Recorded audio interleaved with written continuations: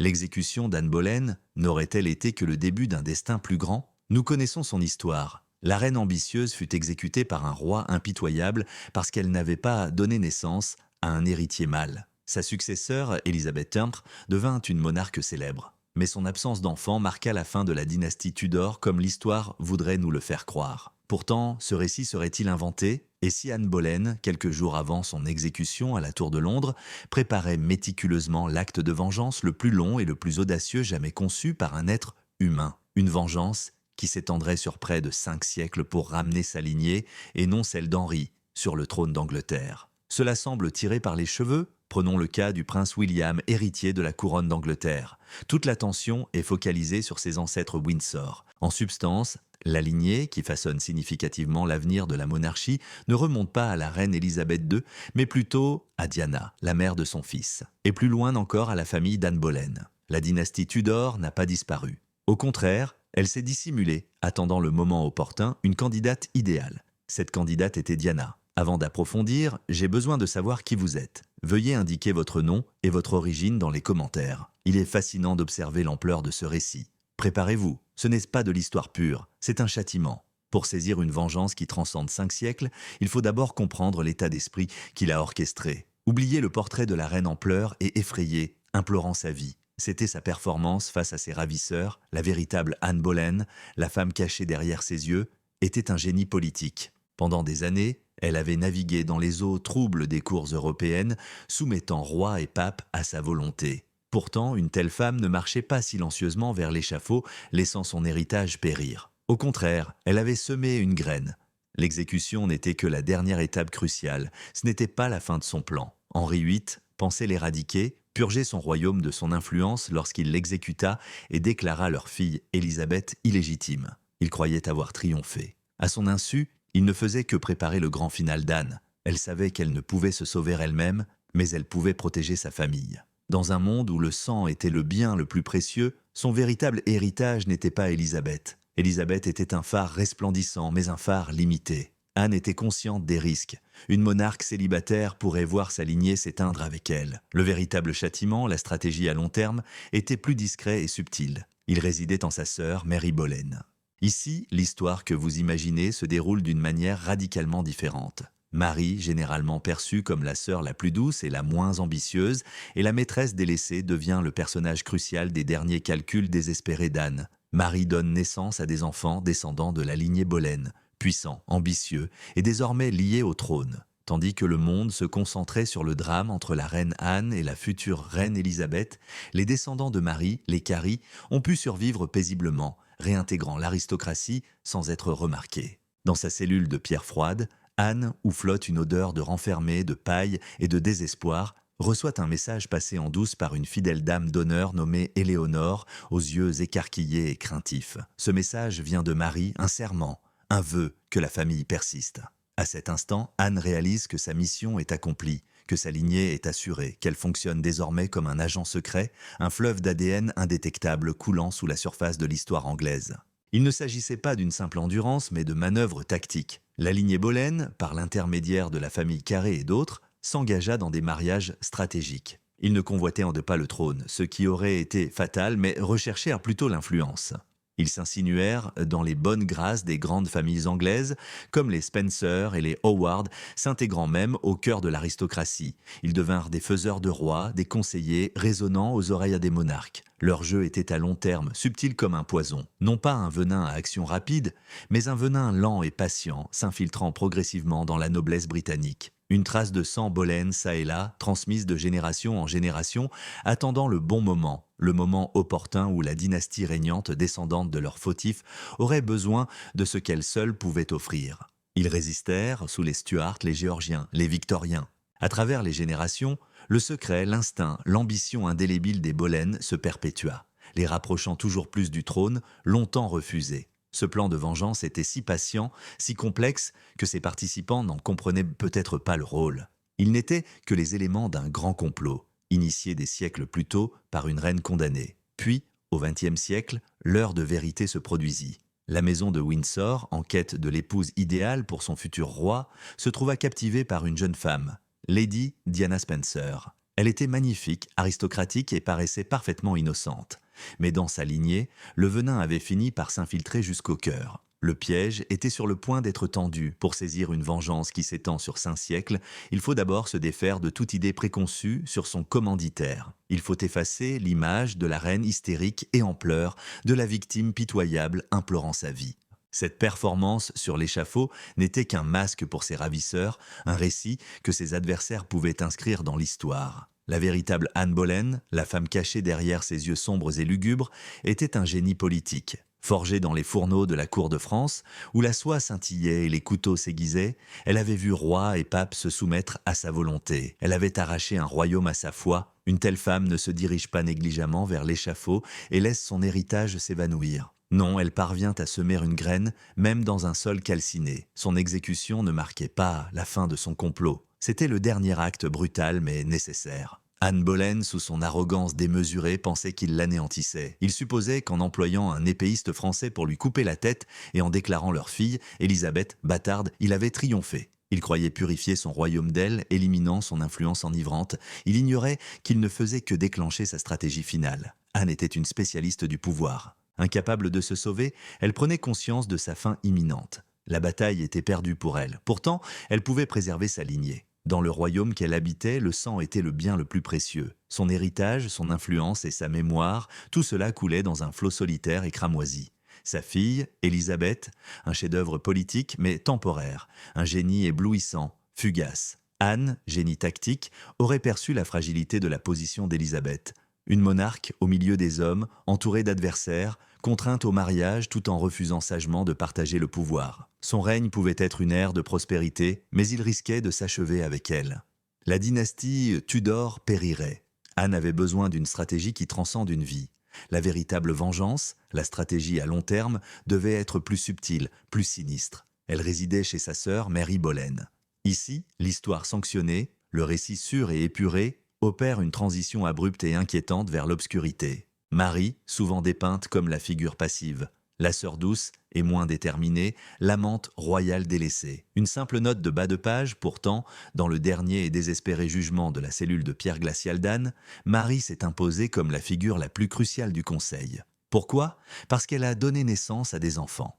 Des enfants porteurs de la lignée Boleyn, une lignée puissante, ambitieuse et désormais affiliée à la royauté. Alors que le monde assistait au spectacle de la chute de la reine Anne et aux incertitudes entourant la jeune Élisabeth, les enfants de Marie, Catherine et Henri Carré ont été autorisés à endurer tranquillement. Pour se réintégrer à l'aristocratie, leur lignée royale était un secret tenu secret plutôt qu'une vantardise publique. Ils ont servi d'agents dormants idéaux. Imaginez Anne dans cette cellule. L'air était lourd d'une odeur de paille humide et de désolation, et pourtant elle restait imperturbable. Son esprit était un tourbillon de stratégie. Une dame d'honneur dévouée, une fille que nous appellerons Éléanore, le visage pâle de peur, mais les yeux remplis de dévotion, parvient à transmettre un message. La déclaration de Marie n'était pas un appel au secours, c'était un serment, un vœu qu'elle avait fait à Anne. La lignée familiale perdurerait, ses enfants portant le flambeau. À cet instant, une lueur de triomphe se lut peut-être sur le visage d'Anne. Sa mission était accomplie, son héritage génétique était préservé. Il se transforma en un flux d'ADN invisible, prêt à surgir sous le paysage historique anglais, attendant de refaire surface. Ce n'était pas de l'endurance passive. C'était une tactique transmise de génération en génération. La lignée des Boleyn coulait dans les veines de Kerry et d'autres, stratégiquement et délibérément entremêlés. Ils ne visaient pas directement le trône. Cela aurait été une folie, une invitation ouverte aux bourreaux. Ils visaient plutôt quelque chose de plus durable, l'influence. Au fil des générations, ils s'infiltrèrent subtilement dans les grandes familles d'Angleterre. Les Howard, leurs cousins partageant les mêmes ambitions, les Seymour, leurs rivaux, et surtout les Spencer. Ils assumaient le rôle de faiseurs de rois, de conseillers, de confidents, ceux qui conseillaient secrètement les monarques, ignorant qu'ils parlaient à une reine réincarnée qu'ils croyaient vaincue. Ils jouaient la carte du long terme, tel un poison à action lente, subtilement introduit dans l'aristocratie britannique. Une goutte de sang Boleyn, çà et là, transmise de génération en génération, de mère en fille, de père en fils. À chaque génération, la puissance ne diminuait pas, mais s'intensifiait, s'affinait plutôt que se diluait. Ils portaient en eux un souvenir hérité, une ambition profonde, un murmure dans leur sang qui évoquait une couronne volée et une dette à rembourser. Ils attendèrent leur heure, patientant pendant les règnes tumultueux des Stuarts, la glorieuse Révolution, l'ascension des Géorgiens germaniques, la puissance impériale des Victoriens. Les dynasties allaient et venaient, le nom sur le trône passait des Tudors aux Stuarts, de Hanovre à Windsor. Malgré tout, la lignée Boleyn subsista, force discrète et tenace, progressant progressivement, mariage après mariage, vers le cœur du pouvoir. C'était un complot vengeur si patient, si subtil, que même ses propres participants n'avaient peut-être pas pleinement saisi leur rôle. Ils n'étaient que les pièces d'un grand complot, une conspiration génétique fomentée par une reine déchue qui n'avait plus rien à perdre et tout à venger. Et puis, dans la seconde moitié du XXe siècle, le moment se matérialisa enfin. C'était parfait. La maison de Windsor, descendante directe des rivaux et successeur des Tudors, une dynastie devenue rigide et déconnectée, se trouva dans le besoin. Elle cherchait une épouse pour son futur roi, Charles. Une épouse capable de vivifier, d'embellir et de gagner la faveur du public malgré son image déclinante. Il lui fallait une épouse au patrimoine aristocratique intact, mais qui ne semblait pas affectée par la froideur de la cour. Leur quête aboutit à une jeune fille timide et belle, c'était Lady Diana Spencer. Dans son sang, l'héritage mortel des Boleyn avait enfin atteint le cœur du système. Après 5 siècles, le piège était prêt à être activé. Un piège parfait ne peut s'ouvrir que si la cible y entre volontairement. De plus, un piège vraiment rusé convainc la cible que s'y être jeté était sa propre décision.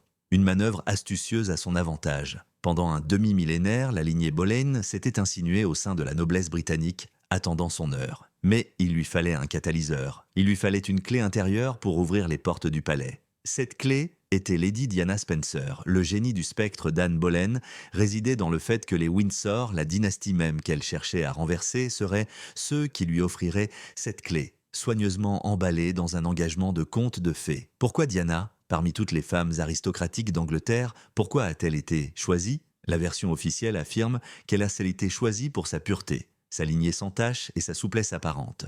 La maison de Windsor, et en particulier des personnalités comme la reine-mère, considérait Diana comme une toile souple, une jeune fille réservée et discrète, issue d'une famille respectable, qu'il était facile de transformer en princesse ou en future reine consort. Il la voyait avant tout comme un réceptacle pour la prochaine lignée royale et un visage séduisant pour les photos. Leur erreur la plus catastrophique fut de sous-estimer leur choix. Au lieu de percevoir Diana Spencer, ils passèrent à côté de la ressemblance fantomatique avec Anne Boleyn qui se cachait derrière. Analysons leur choix et, ce faisant, découvrons l'ingéniosité du piège.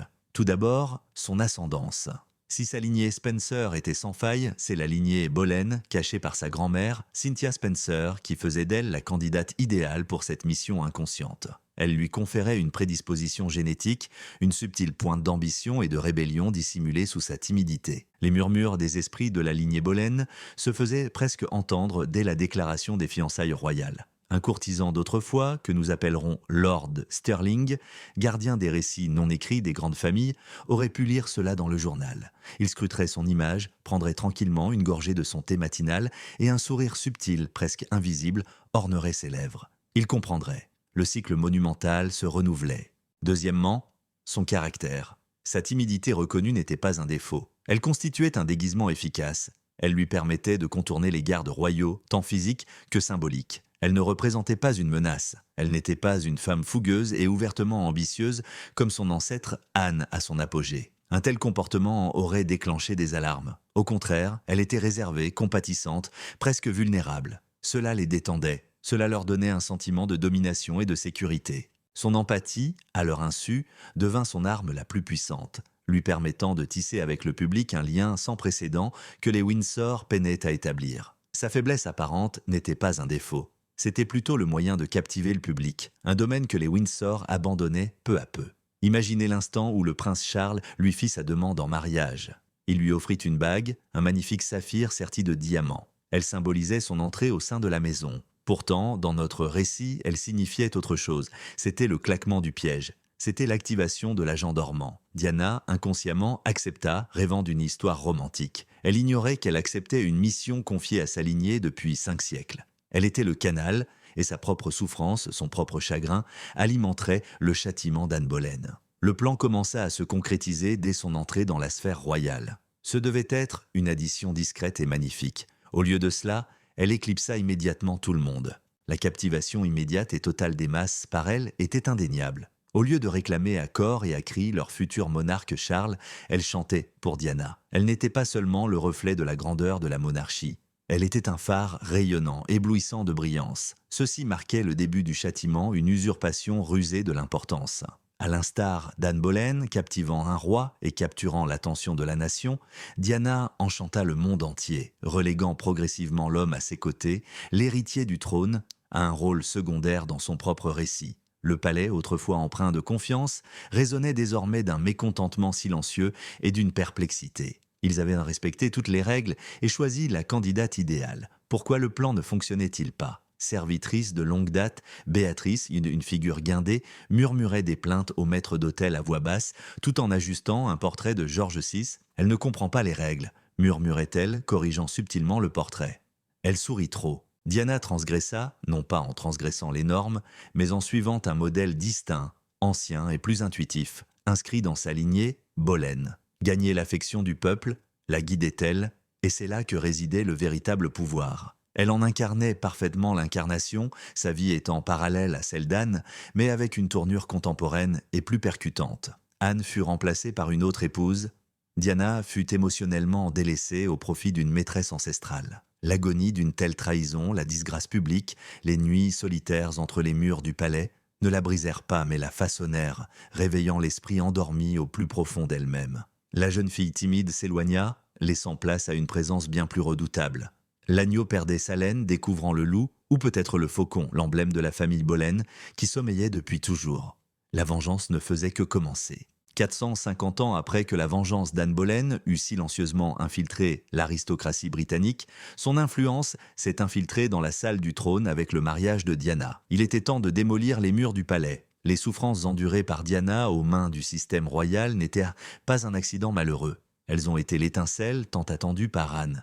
Elles ont fourni l'attention nécessaire pour transformer un réceptacle en arme. Le conte de fées s'est rapidement désintégré, révélant la dure réalité du mariage de Diana avec Charles, un homme émotionnellement lié à une autre femme qui est devenue son enfer privé de solitude, de manipulation et d'obsession publique. Faisant écho à la souffrance psychologique d'Anne Boleyn, incapable d'avoir un fils, et à l'affection d'Henri pour Jane Seymour, le tourment de Diana fut amplifié par les médias du monde entier. Cette vengeance moderne, intensifiée, devint particulièrement puissante. Le fantôme d'Anne Boleyn disposait alors d'un outil inimaginable dans son esprit médiéval, le cycle incessant de l'actualité. La phase initiale de l'assaut fut discrète, une bataille visuelle. L'entité rigide et corporative derrière la monarchie saisit le symbolisme, mais Diana, puisant dans son instinct de Boleyn, le saisit plus profondément. On cherchait à la dépeindre comme une épouse réservée et solidaire. Pourtant, elle fit une déclaration audacieuse le soir où Charles avoua son adultère en direct à la télévision avec sa robe de vengeance. Ce fut un coup de maître dans la guerre des relations publiques.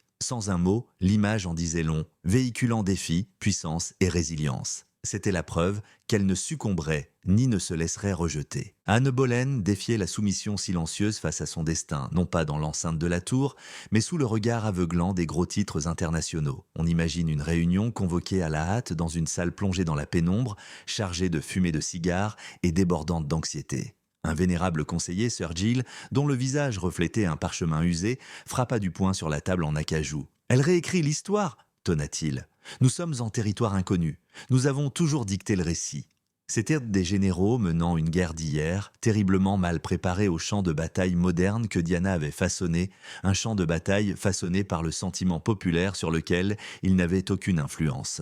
Puis vint l'attaque frontale, l'interview de Panorama. Ce n'était pas l'acte d'une femme désemparée et accablée de chagrin dans notre récit, mais une manœuvre stratégique calculée. Chaque mot était un missile bien placé. 3 personnes étaient impliquées dans ce mariage, révélant ses failles sur les ondes publiques. La révélation de ses troubles alimentaires et de ses automutilations révélait le coût humain caché de leur système insensible. Elle ne se contentait pas de laver le linge sale. Elle démontait la façade soigneusement construite de la famille royale, révélant son essence au monde. Un fidèle serviteur du palais, un jeune homme nommé Arthur, admirateur de la princesse, aurait regardé cette émission dans une petite salle du personnel le cœur battant. Il aurait été témoin non seulement de sa tristesse, mais aussi de sa remarquable résilience. Plus tard, il en parlerait à sa famille. C'était comme si elle avait été libérée. Elle affirmait « Je ne suis pas à vous et je ne suis pas liée par votre récit ». En effet, c'était une proclamation d'indépendance, non seulement pour elle-même, mais pour la lignée Boleyn réduite au silence depuis des siècles. Les représailles de Diana allaient au-delà de la vengeance personnelle. Elle exploita la tribune mondiale qu'on lui avait accordée pour critiquer le concept même d'une monarchie cérémonielle lointaine. Elle traversa des champs de mines périlleux consolant les personnes atteintes du sida. Il ne s'agissait pas de simples actes de charité, mais de déclarations politiques stratégiques. Elle fit preuve d'une nouvelle forme d'autorité. Un leadership empreint de compassion qui rendait obsolètes et absurdes les rituels pompeux des autres membres de la famille royale. En remettant en question le statu quo, elle démontra au monde que la royauté n'était pas synonyme de prince ou de couronne. Elle résidait plutôt dans le cœur du peuple. Ce fut la victoire monumentale d'Anne Boleyn. Anne avait déjà tenté de régner aux côtés d'un roi, au prix de sa vie. Son essence spectrale, à travers Diana, tira les leçons de cette erreur. Elle ne chercha pas le trône. Au contraire, elle le rendit superflu. L'immense popularité de Diana servit de critique persistante et embarrassante à la maison de Windsor. Elle était la manifestation vivante de leur échec. La jeune fille timide avait disparu. Désormais, elle fonctionnait comme une arme efficace, déterminée à perturber le cœur même de l'establishment britannique. Au lieu de désirer un agneau placide pour engendrer des héritiers, ils invoquèrent le fantôme vengeur de la reine la plus puissante qu'ils aient jamais décapitée. Le système s'effondra sous la pression, perdant son emprise. Le chaos s'installa, et lorsqu'un tel système chancelle, il ne succombe pas sans bruit. La phase culminante et brutale du châtiment et de la réaction frénétique de la monarchie était imminente. Une institution aussi ancienne et résiliente qu'une monarchie, qui a enduré guerre, révolution et effondrement d'empire, ne se laisserait pas éroder par une seule femme. Face au péril, lorsque ses fondations tremblent, elle ne cède pas, elle riposte. Non pas par des armées et des proclamations publiques, mais par des outils inquiétants et tacites, perfectionnés depuis un millénaire. L'isolement, la terreur et l'élimination. Le dernier acte tragique de la vie de Diana ne fut pas seulement une suite de malheurs. C'était la réponse brutale et frénétique de la monarchie. La maison de Windsor cherchait à faire taire la menace spectrale d'Anne Boleyn, incarnée par Diana. Après le divorce et l'interview de Panorama, Diana n'était plus seulement une difficulté. Elle était devenue un danger existentiel. Elle était devenue une rivale au pouvoir, une reine de cœur dont les partisans dans le monde entier éclipsaient que les siens, et était sur le point de commettre la transgression ultime. Sa relation avec Dodi Fayad marquait la limite. Ce n'était pas seulement parce qu'il était un riche playboy, c'était aussi parce qu'il était un étranger, un musulman, le fils de Muhammad al-Fayyad, une source constante d'agacement pour l'establishment britannique. L'emprise d'une peur pure et glaciale qui a dû s'emparer du cercle intime du pouvoir est difficile à imaginer. La mère du futur roi d'Angleterre, la femme la plus célèbre du monde, s'associait à une famille qu'il ne parvenait pas à gérer, à une foi qu'il ne parvenait pas à comprendre et à une force entièrement autonome. J'imagine une réunion secrète, non pas dans un bureau royal, mais dans un club anonyme et secret, lambrissé de bois. L'atmosphère est lourde d'une odeur de cuir vieilli et d'appréhension. Un personnage connu sous le nom de Sir Julian est présent. Il reste silencieux, écoutant simplement les autres discuter avec urgence de l'affaire Fayad, le danger potentiel pour la succession. Sir Julian tire simplement une longue bouffée de son cigare, hochant subtilement la tête pour exprimer son commandement silencieux. La chasse avait commencé. Leur arme de prédilection était une arme autrefois utilisée contre eux, les médias. Pourtant, ils l'ont transformée en quelque chose de sinistre. Autrefois bouffons de Diana, les paparazzis se sont transformés en pelotons d'exécution. Ils n'étaient plus seulement des photographes, ils étaient des hommes de main. La récompense pour sa tête, symbolisée par une seule photographie, a atteint des millions. Ce n'était pas du reportage, c'était une prime.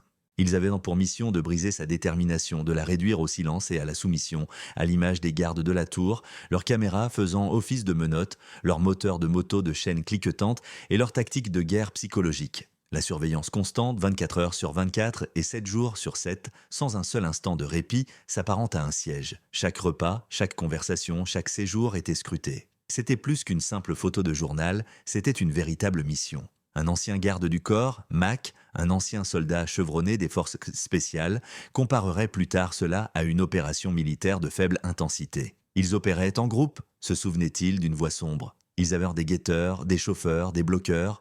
Ils employaient des stratégies. Le but n'était pas simplement d'obtenir une photo.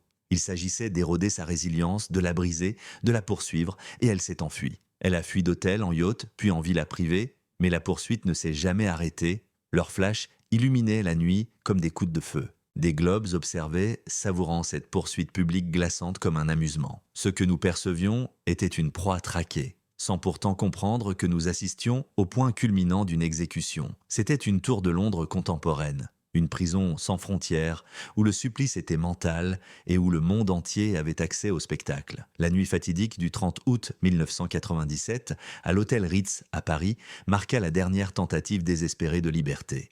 La stratégie consistait à utiliser une voiture leurre pour s'échapper par l'arrière, cherchant un bref moment de tranquillité, mais la meute sentit l'évasion imminente. Le jeune agent de sécurité Jean-Pierre le discerna dans leurs yeux. C'était un point d'ébullition, une folie surpassant une simple rencontre avec une célébrité. Il la décrirait plus tard comme le dénouement d'une traque. La course-poursuite finale dans les rues de Paris s'ensuivit. La Mercedes noire, une voiture de bourreau des temps modernes, s'est précipitée dans le tunnel du pont de l'Alma, le flash perçant d'un appareil photo, un dernier coup mortel, puis le crash dévastateur et bouleversant. 15 années de vérité révélées par Diana, la voix de vengeance d'Anne Boleyn, s'arrêtèrent brusquement dans un silence macabre. Le système triompha des débris enchevêtrés. Le danger fut apaisé, la reine rivale périt. Que ce soit par un assassinat froidement orchestré ou par un triste accident né d'un harcèlement incessant, le dénouement resta inchangé. L'esprit était apaisé.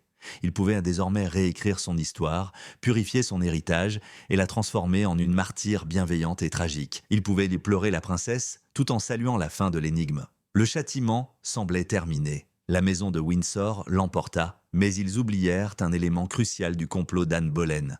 Elle tira les leçons de sa propre chute. Elle savait que pour remporter une victoire véritable et durable, il fallait toujours un héritier.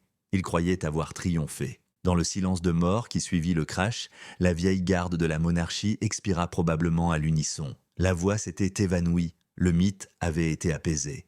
L'esprit d'Anne Boleyn, qui attisait la passion dangereuse de Diana, avait été expulsé d'un caveau de béton et d'acier. Il pouvait désormais façonner l'histoire, transformant Diana en une belle et tragique légende, un récit édifiant. Ils avaient résisté à la tempête. La maison de Windsor était en sécurité. Ce fut peut-être la plus grande erreur stratégique de l'histoire de la couronne britannique. Ils avaient négligé une règle ancienne, gravée 500 ans plus tôt. Anne Boleyn n'était pas seulement une rebelle, c'était une mère. Sa quête incessante n'était pas motivée par un intérêt personnel, mais par celui de sa fille, Élisabeth. Lorsqu'Anne prépara sa vengeance finale et calculée, il ne s'agissait pas seulement d'un conflit, il s'agissait d'établir une dynastie. Le but n'était pas simplement de hanter les Windsor, il ne s'agissait pas simplement de dénoncer leur hypocrisie. Les bases posées n'étaient que démolition.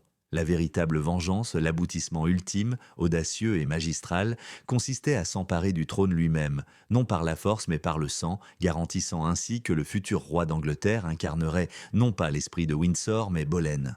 La mort de Diana, une victoire qu'ils croyaient avoir remportée, consolida au contraire leur chute. Martyre, elle laissa derrière elle un héritage indélébile et une influence absolue et éternelle sur ses fils, en particulier William.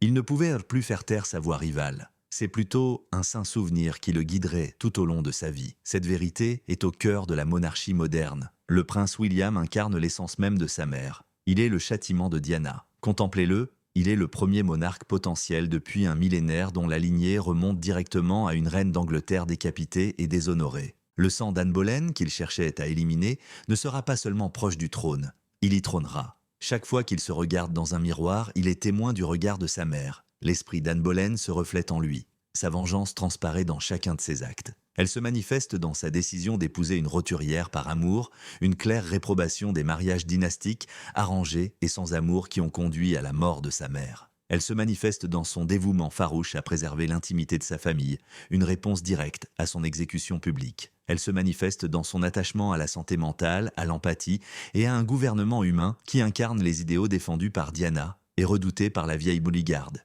Il était l'hôte idéal pour cet héritage. Il porte le code génétique des Boleyn, fusionné avec la lignée royale. Il est l'agent dormant ultime, éveillé et désormais invincible. Les personnages à l'arrière-plan, Sir Giles et Sir Julian, s'ils existent encore, doivent observer ce qui se passe avec une terreur muette. Par sa disparition, elle l'a rendu invincible. Un monarque animé par la ferme résolution d'ériger une dynastie en hommage à l'héritage de sa mère, mêlé à celui, oppressif, qui l'avait tourmenté. La vengeance d'Anne Boleyn ne fut pas rapide. Ce fut un art méticuleux, fruit de la biologie et de l'idéologie.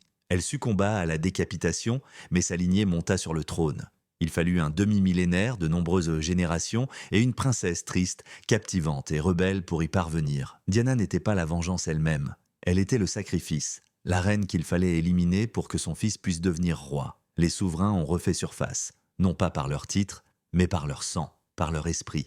Dans l'ADN même du futur porteur de la couronne, la maison de Windsor perdure, mais elle se transformera en une maison renouvelée, à l'image de Diana, qui a toujours, en secret, reflété celle d'Anne. Le compte est réglé, le spectre n'a plus besoin de hanter le palais, il le possède désormais.